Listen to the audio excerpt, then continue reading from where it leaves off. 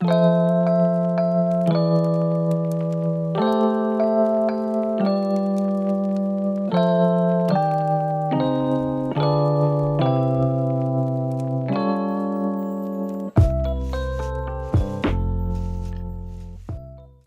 welcome to my channel. If you're new here, my name is Alden. I'm a fashion content creator based out of Canada, and I also design my own clothes under the brand name Parfait. We're inspired by a lot of different things, but mainly vintage, streetwear, and utility. So if you're a fan of those things, check us out. It'll be linked in the bio below. I have a website and an Instagram. In this video today, I picked up a lot of crazy shit last year. So we'll be covering those things, including some archive Helmut Lang, some archive Margiela, or Japanese brands. But I've split it into two videos because there's too much for one. I also got unreleased Parfait samples as well as stuff that we made last year. So check it out. Enjoy the video. My first pickup is this Santo Domingo Thunderbird jacket from KAPITAL.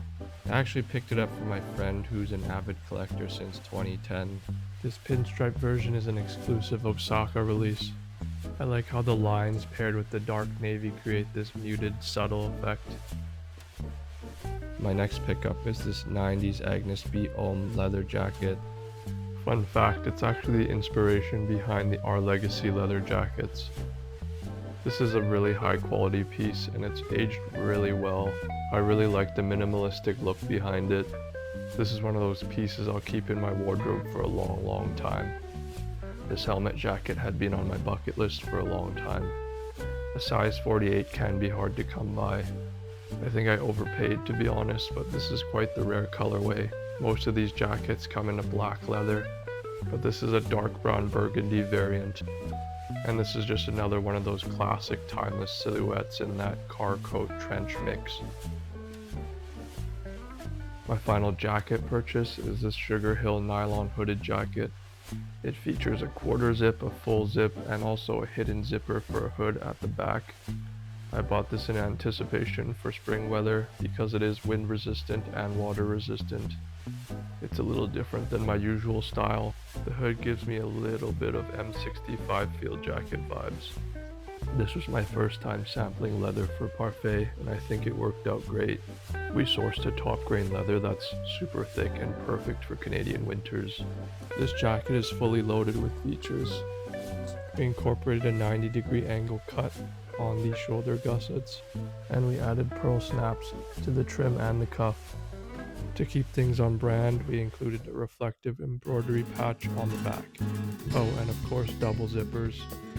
To complete the look, I'm styling it with some thrifted leather gloves. This is a current season jacket. We like to call it the mocha work jacket. I'm wearing it in a size medium here, and I think what's really special is the gradient fade on this jacket. You might notice that it goes from a darker brown to a lighter brown as it goes from top to bottom. Once again, we have the signature back hit with the reflective embroidery logo and some premium top grain leather on the collar, cuffs, and trim. The whole thing has gone through a special wash, including the corduroy zip pockets. Personally, I think it's super affordable considering the alternatives on the market. We priced it at $210 US. I'm also going to wear it in a size large to show you a comparison. I'm 6'2", about 150 pounds.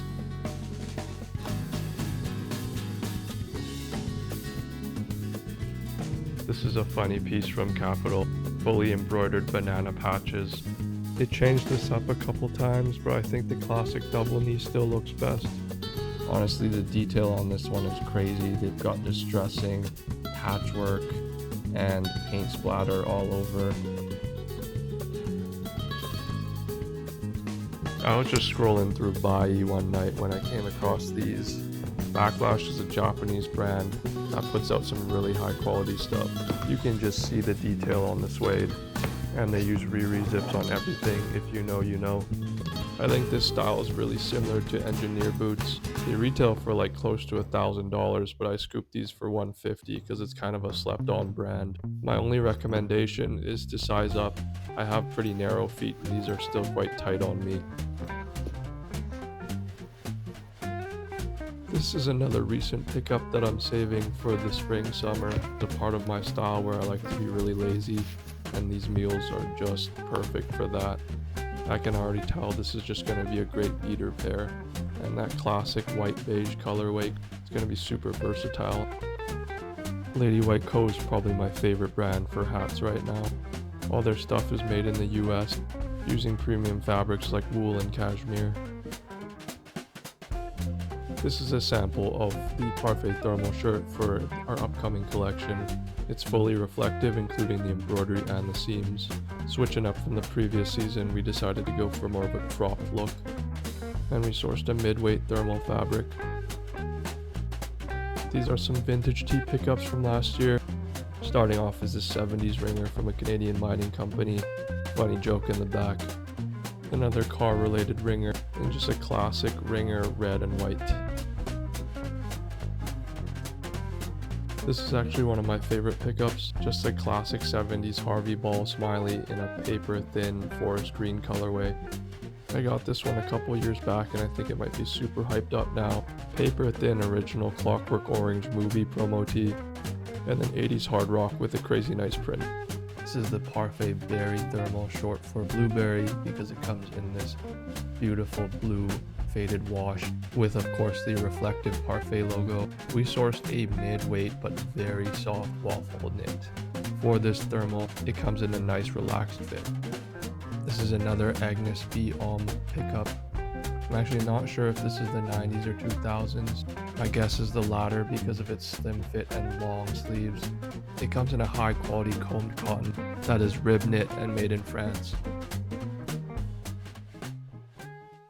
Looks like you made it to the end of the video, so shout out to you. As a little thank you, I'm going to be doing my fashion predictions for 2026 and what's dying out, so we're leaving behind in 2025. I'm going to kind of go over what I have written down, and then I'll include some pictures or examples of what I'm talking about.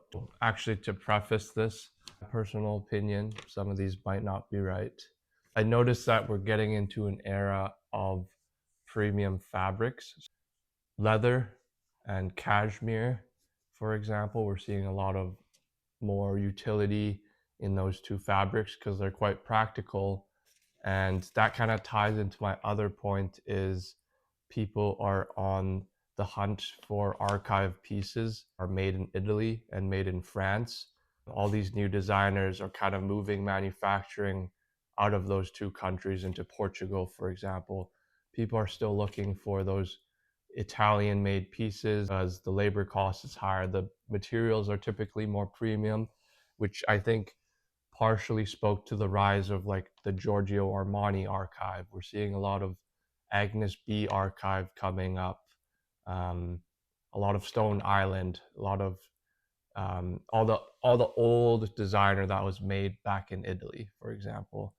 And another big point is personalization. So, which means everybody wants to have their own personal style, which is a huge buzzword. But that means like brooches. You're going to see a lot of brooches on jackets, on backpacks, on accessories, etc. And that also ties into true vintage.